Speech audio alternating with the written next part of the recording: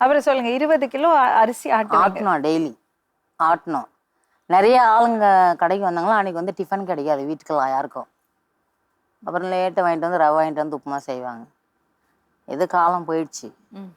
சரி நான் போய் கேட்டேன், கல்யாணம் பண்ணிக்கலாங்க நம்ம 2 பேரும். இவர் என்ன சொன்னார், நானும் நடக்க முடியாது நீயும் நடக்க முடியாதுமா, எப்படியுமா கல்யாணம் பண்ணி என்ன பண்ணுறதுன்னாரு.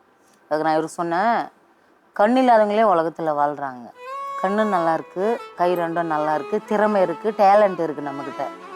பொழைக்க முடியும் நம்மளால். அவங்கள விட நம்ம நல்லா இருக்கிறவங்கள விட நம்ம நல்லா பொழைச்சி காட்ட முடியும் உலகத்தில் அப்படின்னு சொன்னேன். சரி பொம்பளே வந்து நம்மளை இவ்வளோ அட்வைஸ் பண்ணும்போது நாம் ஏன் கேர்லெஸ்ஸாக நினைக்கணுன்ட்டு இவர் அப்புறம் ஒரு சரி நான் சொல்கிறேன்னு சொல்லிட்டார். சரி ஒரு 2-3 நாள் கழித்து சொன்னார், வந்து பொண்ணு கேட்டார் எங்கள் வீட்டில்.